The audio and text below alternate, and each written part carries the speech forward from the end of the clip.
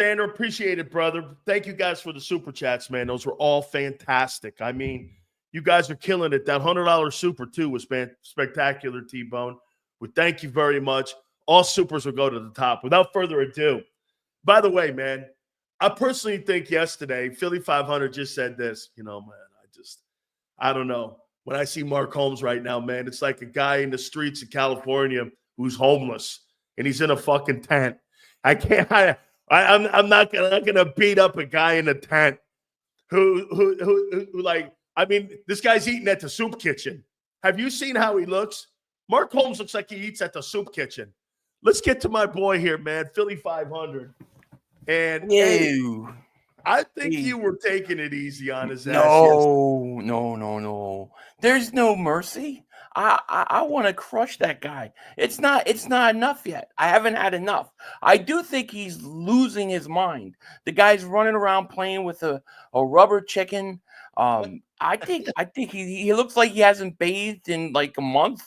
I mean, dude, he's really on the verge of going into the loony bin. I'm telling you, they're getting ready to pick him up during a stream and take him away. So, but no, there's no mercy. Believe me, I was very upset I couldn't make it yesterday. I was looking forward to that one too. Oh no, don't worry. He's got a lot more pain coming his way. I agree. Hey, especially with the way the Eagles are winning too. So, hey man, before I get into these other topics, you wanted a piece of this. Now we talked about over and underachieving. I said this: Peyton Manning in Indianapolis.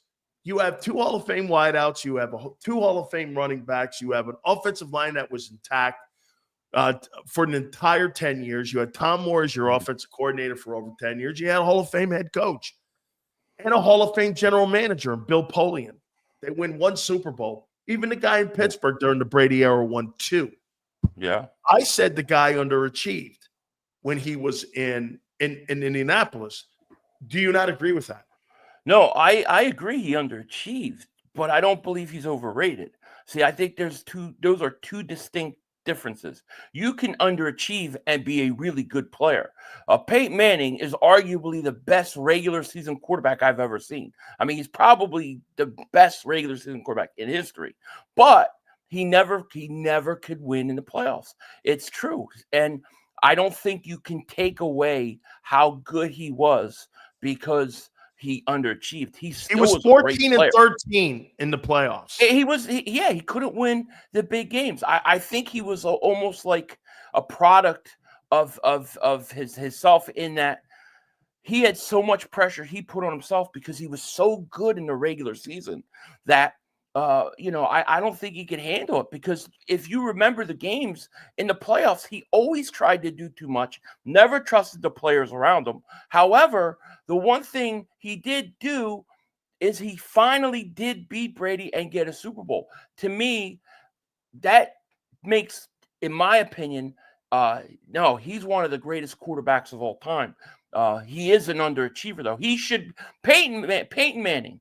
All right, let's say he has 4 Super Bowls right now, and Brady has 7. Peyton Manning would be considered the best quarterback of all time. Okay, well then how about if I do this to you then? Why does Peyton Manning get a hall pass and Aaron Rodgers with 4 MVPs and a Super Bowl MVP? He's got just as many Super Bowl MVPs as Peyton Manning does, and this guy is one of the greatest throwers of the football, and he's 12-11 in the postseason. He has 1 less Super Bowl. However, when you look at the postseason record too, it's kind of compatible. Horrible. It's also when you look at, he's got more MVP. I think he has 1 less MVP. He's got more MVPs than Brady does. Aaron Rodgers. Why does Aaron Rodgers take more shit than what Peyton Manning does? Because he's done just as much or almost as much as what Tom Brady has or Peyton Manning has. I think the difference between Manning and Rodgers is spectacular. No doubt about it. But I think, like I said, Peyton Manning is arguably I think he's the greatest regular season quarterback that I've ever seen. The guy put up huge numbers every year, no matter what. You even look at Brady early in his career. Brady really relied on that defense, smart playing, check down. He didn't have a lot of weapons. And Vinatieri. That defense, right. And Vinatieri, what would have happened if they don't call whatever they call it. Yeah. What if the tuck was a fumble and the Raiders win that game. Was a fumble. I agree. Does Brady become Brady? I mean, who knows?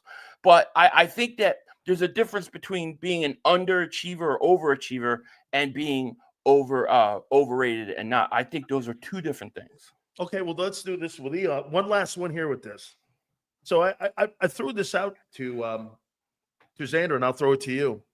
Eli Manning is up for the Hall of Fame, and we're putting these, and I work with a lot of Hall of Fame guys, and we're putting a list together for the Final Five, which I'm hoping that Eric Allen ends up becoming one of those Final Five guys. I texted him last night. But here's Eli Manning. 2 Super Bowls, 2 Super Bowl MVPs, no doubt. But here's the last 10 years of his career. He's 67 and 80. His overall career, he's 117 and 117. He's got 241 touchdowns and 160 interceptions in the last 10 years. So the majority of his career, this guy's been mediocre. But he's got 2 spectacular moments. Is he a first ballot Hall of Famer? And did he under or overachieved? He overachieved. Is he overrated? Is he overrated? I think he's overrated. I mean, I could see where you're coming from that. I think Eli is not a first ballot Hall of Famer. I do think he eventually gets into the Hall of Fame, though. I think he will get there eventually because the wins that he had were against Brady, and one of them was against an undefeated team that had destroyed everybody. And he did it. Right, and he did it as the last seed. One of those times having to go on the road in Green Bay, go on the road in Dallas, although that's not really doing much. But, I think he gets into the Hall of Fame at some point. He had all the ice in his veins. His brother didn't. If you could take his – he's one of the greatest streaky quarterbacks of all time. Yes, absolutely. You were talking about Nick Foles yesterday. If you look at Nick Foles, I've never seen a guy so streaky. He could look like the best quarterback in the league, and he can then look like the worst quarterback in the league. He was another streaky guy, and he got hot at the right time. So, but he always got hot. Philly, he always got hot in the postseason. Even the year after they won the Super Bowl, that game down in New Orleans, what's his name, Alshon Jeffries catches that pass and they get that first down, I think they're in the NFC Championship game 2 years in a row. I agree. I think they win the whole thing. And then if you look at a few years when they had Chip Dip Kelly, he was the coach. They play New Orleans at home. Nick Foles left the field. He left the field with the lead. And that's also like Jim Kelly. You were talking about Kelly yesterday. I can't blame Kelly when your stupid field goal kicker misses an easy game-winning Super Bowl. He should have won a Super Bowl, So I think there's a difference between under and overachieving and not, and being overrated. But doesn't the okay, so here, I'll ask this one. Would you rather have a Super Bowl ring or would you rather have a Hall of Fame ring? I would like to think a Super Bowl ring. I would like to think that, but so you don't want to be one of the 300 greatest players in league history. Yeah, I mean, it's very appealing. You can have a Super Bowl ring like Foles and not be considered one of the greatest players of all time. And there's only 318 men in the history of the NFL that are in that Hall of Fame. Would you want to be one of those guys, or would you want to have? But I would take it. It depends how I'm getting it. If I'm getting it like Nick Foles did, where you go up against the greatest player of all time, the greatest quarterback on the other, and you go toe to toe, I'll take that Super Bowl ring any day of the week. Same thing with Eli beating an undefeated Patriots team. I would take that over. So I think it really depends. If you're the Ravens, back in the early 2000s or whatever, Trent Dilfer, maybe I would take the Hall of Fame with that. How about this, though, to your point?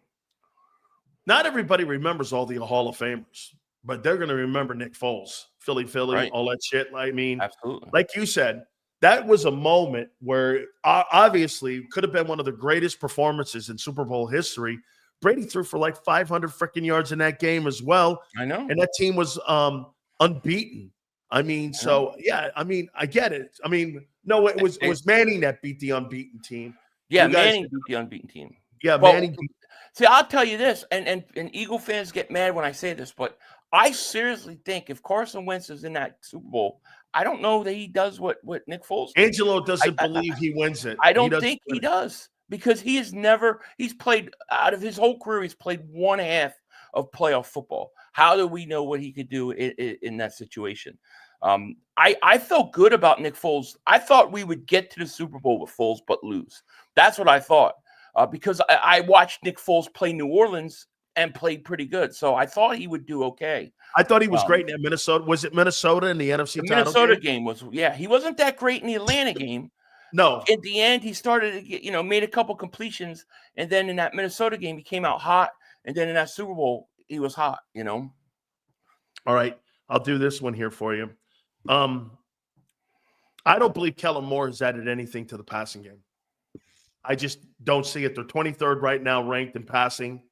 You can say whatever you want about where they are right now. Run offense is improved because Howie brought in Barkley, not because of Kellen. He didn't improve it. And plus, the Eagles have been a good running attack for 14 years. I mean, Jalen Hurts in that passing game has not been anything but okay and spotty. I mean, you can do this, Philly. Let's just take the last 2 weeks. He's taken 8 sacks. He's had 2 turnovers, and he's had probably 4 quarters of bad ball and 2 quarters of good ball. I mean, It's been so up and down. You're going to need to have more consistent. Look, I think Jalen Hurts can get to a Super Bowl game, and win it. But do I think Jalen Hurts can play 4 games in a row in the playoffs or 3 games in a row in the playoffs to get there? I'm not so sure of that right now, because I haven't seen him play consistently for 3 games in a row in the passing game. Do you believe that you can win the way he's playing right now in the passing game based off the running game right now and the way your defense is playing? Can you get to that game? They can get to the Super Bowl, the style of play they're playing. I believe they can do that. Yes, I believe they can win the whole damn thing. You can't tell me a good running game and a good defense can't win a Super Bowl. I believe it still can, even in today's football. I do think, though, that when you look at Hurts in the passing game, you are right. It hasn't improved that much, but it's also a tales of 2 halves all the time. If you look at 5 of those 8 sacks I know in that Dallas game came in like the first half. The first half is horrible. They're horrible. And then all of a sudden they played pretty good in the second half to make the stats way better than they are. But truthfully, I'm more where I think the style of play they can win the whole thing. But I think you gotta be better in the first half, especially the first quarter. You can't play Detroit and go down 21-0 early. You can't have that. So to me, it's more of, can they be consistent and start playing better in the first half? Otherwise, yeah, I do think they've got the style of play that can win. I definitely think they can. Okay, this is with the hindsight of what we know now, but I went back and looked. Today is the anniversary a year ago where you guys came out of Arrowhead and you won 21-17. Mm-hmm. You ran your record to 9-1. You're now 8-2 on the season. You're coming out of the Commander game. A year ago, I had people telling me at 9-1, beating the defending champions, that team was on the way to the Super Bowl. I saw glaring faults on that team a year ago, and I never bought into it. Why are you more convinced now versus a team that beat Mahomes last year in Arrowhead? Why are you more convinced now that this team is the team and last year's team, having beaten all those great players like Stafford and all them guys last year? I mean, you guys beat Tua. You beat so many good quarterbacks a year ago. Allen. Why are you more convinced right now at 8-2 than you were 9-1 a year ago? Well, let me say this. I was one of those people that bought into it. I'm like, all right, they just beat Patrick Mahomes in Kansas City. They beat Josh Allen. This team. You're one of the few. You're one of the few truthful people, because I posed that to these folks, and they're lied through their teeth because people were going like this: "We're 9-1. We just beat the champs in their own crib." I'm glad to hear you say that, brother. No, I mean, I did. I mean, why wouldn't I? It seemed like we weren't playing great football. We were struggling. Jalen was banged up, but we always found a way. And I always felt like, man, this team just keeps coming, and they're gonna and they're winning these tough games, and it's setting them up for the playoffs. And it totally collapsed. Now, the reason why I think it's a little different this year is a few things. One, I think you have better coaches, even though you might not like Kellen Moore. I still think he's a better offensive coordinator, and I think Vic Fangio is too. So I think they know how to stop certain things, from snowballing out of control. Two, you have the MVP of the league. If they didn't give it to or arguably one of the MVPs of this league in Barkley. Now, you didn't have that kind of weapon with this offense last year. And then the defense, of course, is way better than it was a year ago. Those are the reasons why I think you're in a better situation now. Let me ask you something about Barkley. We brought this up yesterday. And I know the Super Bowl. By the way, I'll read the super chats, I promise here. Actually, this is to Philly here. Oh, look at this here, man. This is really nice. Look at Cooper, man. That's my boy, the flying Frenchman. Yeah. He ain't even French. Absolutely here.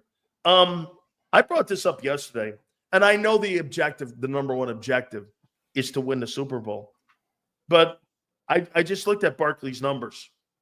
Barkley's on pace to go for 2,000 rushing yards. He's on pace for almost 500 receiving yards, which is 2,500. But his touchdown numbers are going to be down. Yeah. Which means this. It probably cost him a shot at the most valuable player award, which also means this. I mean, there's an incentive in the contract of Patrick Mahomes of $1.25 million. We're talking about a running back here. We're not talking about a quarterback. And Barkley, this is probably Barkley's last great contract on making any kind of money. So my question to you is, will the Eagles cost him an opportunity at being the MVP of the league? It's hard to say. I mean, the question I have is how many touchdowns would he have right now? They said there was a statistic where he's been tackled like 11 times inside the 1 or 2 yard line. So those were all almost touchdowns. And then you have all the push-tushes, right? I mean, he could arguably have 15 touchdowns right now. So yeah, maybe it does, but how often does a running back win MVP? No, Peterson was the last to win it. I'm just saying. Oh, I mean, you got to agree that if you took all the quarterbacks. By the way, I love this right here too, man. This is why we get Philly on the program here too, man. I love it, man. Philly's great. We appreciate it. I look at him and I would make this. Take all the quarterbacks out of the conversation, Philly. I mean, is there anybody in the league playing better football than Saquon Barkley right now? Or him and Henry. I mean, him and the only guy I can think of. That's the only guy I can think of. And Henry's older. So you said that Barkley's probably getting his last contract. I think you look at Henry and Barkley. I don't think Barkley. He's 27. He'll be 28 soon. I think Barkley's got another 4 or 5 good years. Look, he played with them stinking Giants, and they ruined him. I used to tell everybody, you just put that guy, and I didn't know it was going to be the Eagles. I didn't either. I said, I just want to see Barkley with a good offense because I always thought he would be way better than what he was. And it turned out it's true. He's spectacular. Maybe it'll cost him MVP. I don't think he even cares, to be honest with you. I think he's shown to be a really good team player. I think he has too, and I get it. It's about winning the Super Bowl, but when you're talking about your legacy to try getting into camp, having an MVP and if he gets 2,000 yards on the ground, and let's say he finishes with 13 touchdowns, I think he's got a shot. Henry's got 13 touchdowns right now and 1,100 yards. Yeah. But see, here's the difference with Henry. Here's the difference with Henry, though, and Barkley. I don't think Henry is as important in Baltimore as Barkley is in Philly. Here's why. A year ago, Lamar Jackson won 14 games without him and had home field. I think he's just adding to the mix of Baltimore, and he's helping Lamar take some of the load off of the run game there. But I just personally think, again, I think Barkley is the most valuable person to his football team this year than any player in the league. I agree. Yeah, I agree with that assessment. I mean, are we going to get 2 guys finishing with 2,000 yards? I don't know. But if Barkley got somehow 2,000 yards, I don't care about the extra touchdowns. I think you have to strongly consider him MVP.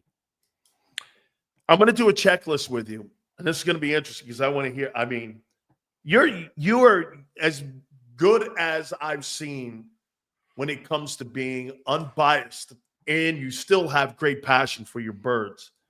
And I'm going to throw this at you here. Okay. Rams and Eagles going into Sunday. By the way, Philly, I'm not saying the Rams are winning this game. I'm just going by matchups here and what I see. I think the quarterback matchup favors Matthew Stafford throwing the football around. I think he's one of the 6 greatest passers that we've seen in the last 15 years. And the way that he spreads the football around, remember something, here's a guy that spreads it around to everybody. And I'll make the point here to you. And I just think he's a better quarterback, and he's one of the elite guys in the game, Super Bowl winner 3 years ago. I mean, he's one of the elite quarterbacks, and I think the advantage is with Stafford and the Rams over Hurts and the Eagles. Yeah, I mean, if you're talking purely passing, sure. But when you add Jalen Hurts' legs into it, I think it evens it out. Okay, like I said, okay, the only reason that he is in the conversation is his legs. It's not because of his arm. Now, here, I don't running care. back, It doesn't matter. Yeah. Okay. running back, clearly, Saquon Barkley. Even though the kid in LA is on pace for 1,300 yards and 14 TDs, having a nice year, Robinson, I think that, no doubt, Barkley is the guy. Agreed. Yeah. Number 1 wide receiver, AJ over Cup. I'm going to take AJ. I'm an AJ guy. I think AJ's my favorite guy on the planet, okay, when it comes to yards after. Now, this is where I went.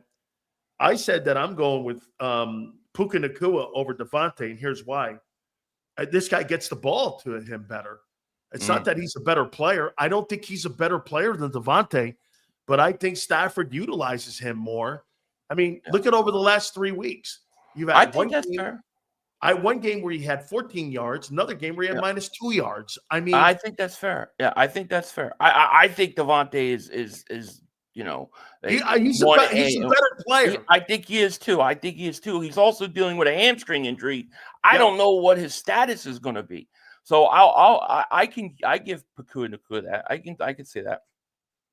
Number 3 wide receiver, Robinson. He's on pace for 50 catches, 700 yards, and 9 TDs. I mean, you get nothing out of your 9. So at the end of the day, the wide receiving core in Los Angeles and the quarterback, I mean, skill set guys-wise, they're better than the Eagles going into this game. Now, there's more factors we got to get to here, but I'm saying quarterback and the group, in my opinion, is better than what Philly has. Right, because of the second and third wide receiver.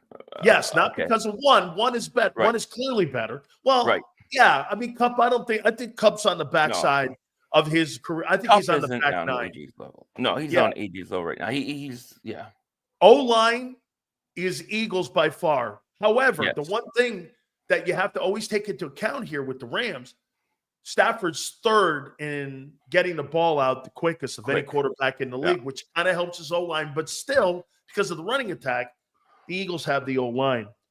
The defensive line, you and I are probably going to disagree.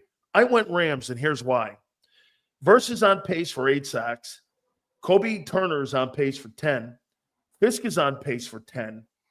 They got better pass rushers. Xander said he'll take the interior guys because they're better interior-wise than what the Rams are. And I happen to agree with that. Yeah. But when it comes to pass rushing, I go Rams, and I think it's kind of maybe a push because they're better in the middle, the Eagles, and I think the Rams are better on the perimeter. I agree. I actually agree with that.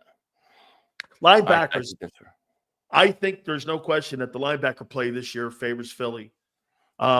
Even though they're a little suspect at times in the pass coverage, I think, hey, how about this, Philly?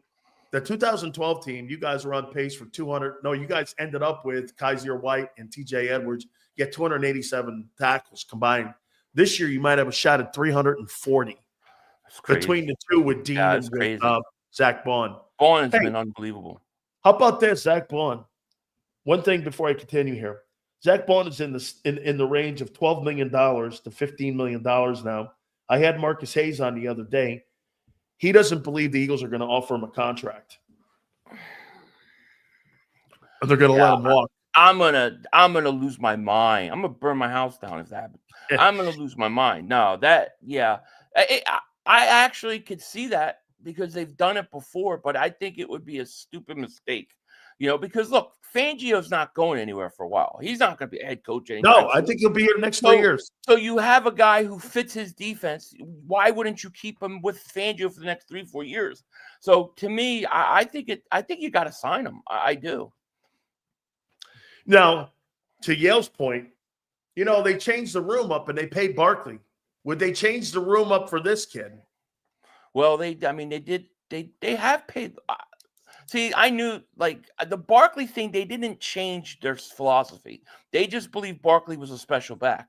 Linebacker. They have paid linebackers, not a lot, but they've done it. They re-signed Trotter 1 year. I think Nigel Bradham got a deal after the Super Bowl. So they have done it. And it is possible. But if he's looking for top linebacker money, it ain't gonna happen.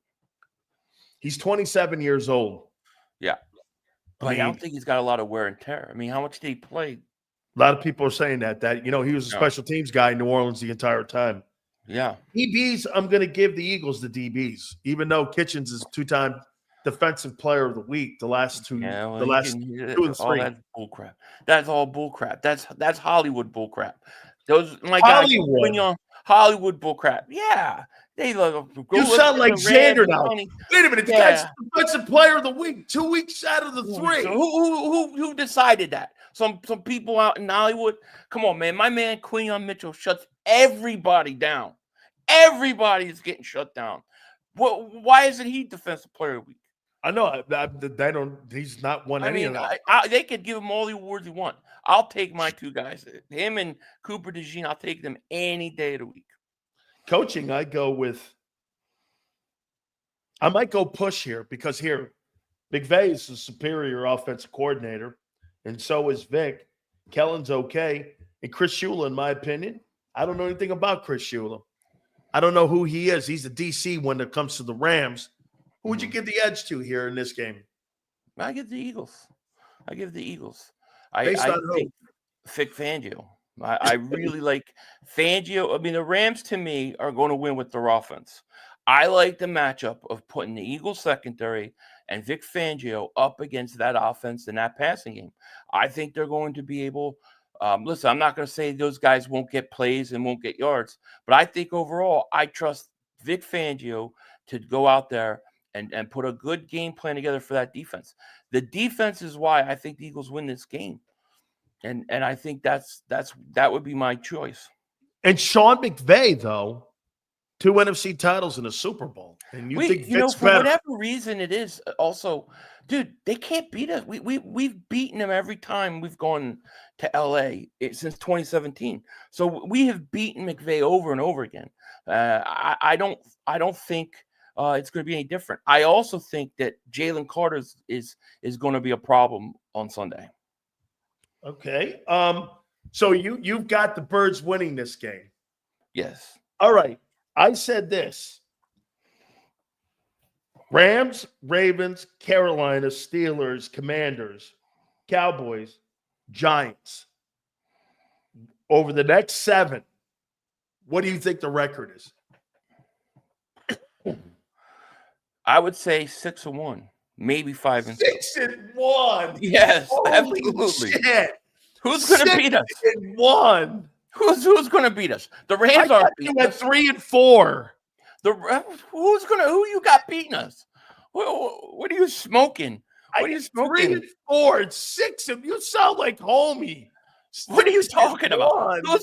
You tell me what team that we're playing on our schedule scares you? Pittsburgh, Russell Wilson. Come on, Pittsburgh has never beaten Philly. I don't know how do you look at your team now and know who they are when you have played nobodies. What, Green Bay was a nobody? Okay. Washington was the flavor of the week, right? Okay. Everybody, Washington. Well, there's 10 teams you've played. You've got 2. I thought the Bengal win was a really good win. Bengal win? I'm with you. 3. Right, okay. So how many teams in this league? So you've got how many of the best teams in this league have played 3 I'm going to go here with you. Watch this. Okay. I'll say this to you. Well, that's right.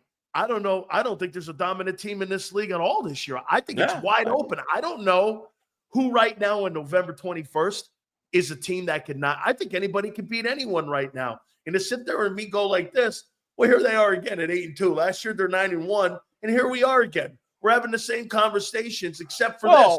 And by the way, you guys, again, when people go, Sills, you only play what's on your schedule. I'm not suggesting that you're not, but you're playing a bad schedule. Last year you played a tougher schedule, and you felt way tougher. Yeah, but here's the thing. There were cracks that we all and especially me, I'll be the first to admit it, did overlook last year. There were things that happening last year that you should have said, yeah, you know what? There are things that are going to flare up. I mean, that team had an epic historical collapse. If you tell me that's going to happen 2 times, 2 years in a row, I can't see it. The difference between this team and that team is this team is getting better. They haven't peaked yet. Their trajectory is going up. And then you look at the schedule, Ravens, okay, tough game. Then what? They got Carolina. They should win that. Steelers. Pittsburgh has never beaten Philly in Philly. They've never done it. So I don't believe they're going to come in there. And then who else is on that schedule that's so hard that we can't beat? I mean, I don't see how we, at worst, we don't lose more. If we lose more than 2 games, I'd be shocked and pissed off. Okay. Here's how I think Detroit's got a problem. I think Detroit's got a big problem coming. Where's your advantage against Detroit? I think that run game and the defense. Take Eagles defense. They got 2 backs over 1,400 yards this year. I get it, but they don't have Barkley. And here's the thing. I take the Eagles defense over their defense. So I'd rather have the Eagles defense go up against their offense than their defense go up against my offense. How about their O-line? Their O-line's comparable. O-line's great O-line. I think a lot of that is going to be who's got home field. If Detroit has to come to Philly in January outdoors, that could be a problem.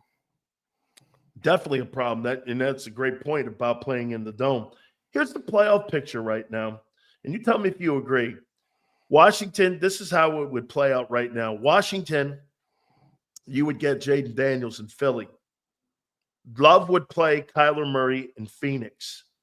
You get Sam Darnold playing Cousins in Atlanta. Now you take a look at the other side, and you look at the AFC. You got Bo Nix versus Allen. Then you would have Lamar Jackson versus Russell Wilson.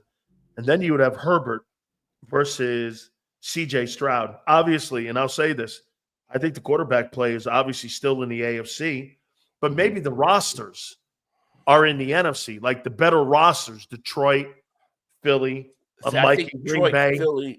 I think Detroit, Philly drop off.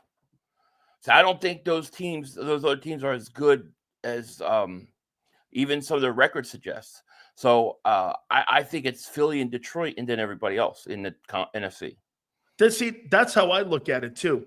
It's Detroit, Philly, and then after that, it's a crapshoot. Arizona, Atlanta, Minnesota, Green Bay, Washington. I think you could throw those teams in a hat and come out with any order, right? I agree. I totally agree. And then you look at the AFC. Yeah, I think you can even do the top seed and put them in a hat. KC, Buffalo, Pittsburgh, Houston, the Chargers, Baltimore. Maybe not Denver. Maybe top 6 you can go here, right? See, that for Baltimore, it's going to come down. Can Lamar Jackson win in the playoffs? We talk about good players who underachieve. Lamar Jackson has been an underachiever in the playoffs, but he's been great in regular seasons, right? 1, 2 MVPs. So can he win in the playoffs? Russell Wilson can win in the playoffs. I think that the AFC comes out. I think it's still going to end up being. I think it's going to be Buffalo, Kansas City in the AFC, and the Eagles in Detroit in the NFC. That's kind of how I think it's going to play out. Are you enjoying watching your boy Mark Holmes? I love it. Yesterday, I felt so bad for I served him up for Eagle fans. It was kind of like, you have a lion down there at the zoo, and you kind of throw a piece of meat out there. And the guy ends up eating on the guy, and they ate on him for about an hour. I mean, dude, the Cowboys, have you ever seen the Cowboys this bad? Well, they've had some really bad years, so we have seen them bad, I've never seen them expect that they were going to go in and win a Super Bowl and they were better than everybody else. And then I picked them to win 5 games this year. Yeah, well, I said they would finish in third place because when you looked at it, you said, well, they still can't stop the run and they can't run the ball. So how are they going to beat anybody? And that's the kind of what I thought. And then, of course, the injuries. What I don't want from Mark, and see, he's already trying to do this. He tries to come on, make you feel sorry for him. He looks like he's crazy with the chicken, right? Then what he does is he starts to talk about, well, if Dak didn't get hurt, well, Dak. And this whole thing is all about making and giving an excuse that Dak Prescott was hurt, and that's why they were bad. And no, you were bad with Dak Prescott. He stunk. And I'm not letting him off the hook. Not letting him off the hook. Last one here. So, do you believe that the Philadelphia Eagles and Jalen Hurts underachieved in 2022? 2022. Do I think they underachieved? No. So, not winning the Super Bowl. No, because I didn't think of them as a team that was ready to go win a Super Bowl in 2022. I thought they were a playoff team, maybe get to the NFC Championship game. They were way better than I thought they were going to be. So to me, no, I don't think they underachieved that year at all. Okay. So, but I would say they underachieved the following year. Okay, so you think they underachieved in 2023? Yeah. Oh, yeah. Okay. So if they don't win the Super Bowl in 2024, will they underachieve? No, because I had them going to the NFC. You're not picking them to go to the Super Bowl? Well, I didn't pick them to go to the Super Bowl at the beginning of the year. Now, do I think have my expectations going up? Yeah, when I've seen this defense start to play and the way Saquon's looked, my expectations have gone up. But my goal was I thought they had to get to at least the NFC Championship game. That's what I thought. So to me, they look like they're on pace to get where I want. Now, if you beat Detroit, then yeah, you got further than I thought you were. So over the last 3 years, according to you and Xander, they go 13-4 and they go 38-13 in 3 years with no chip. Is that over or underachieving? With the amount of money you spent and the quarterback and the money you dropped on him over the 3 years, if they don't win it all, do you think that's under or over? No, it's under. You got to win one. You got to win one of these. Under. See, one validates the other years, right? Right. Yeah, you got to win one. It doesn't have to be necessarily this year, but some point in the course of Hurts's career with the Eagles, you've got to win one.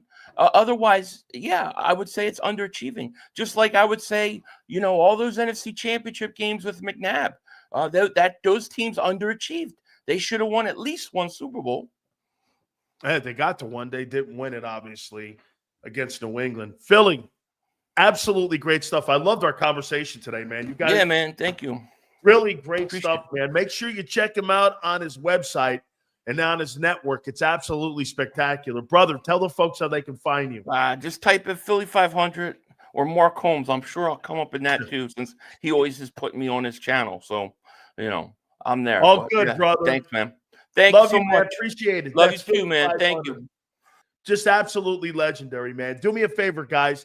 Please hit the like button. Hey, Xander, do we have any super chats that we have to read here? Because I saw a couple super chats. Barkley MVP. Sounds good. Sounds good. Cup had a triple crown, no MVP. I think he was the offensive player of the year that particular season when he won the triple crown in receiving. 500 needs to be on a JAKIB post-game show. We love him, man. Same thing here, Jameson. We appreciate that. Thank you, guys. Guys have been great. Philly.500 inspired me to play football. It's the Frenchman. Way to go. All right, man. Guys were great. I appreciate it. Do me a favor. Hit the like button. Keep it here. National Football Show. If you missed any of today's show on the JAKIB Media channel, listen to the podcast on your way home. Available on YouTube, Apple, and Spotify.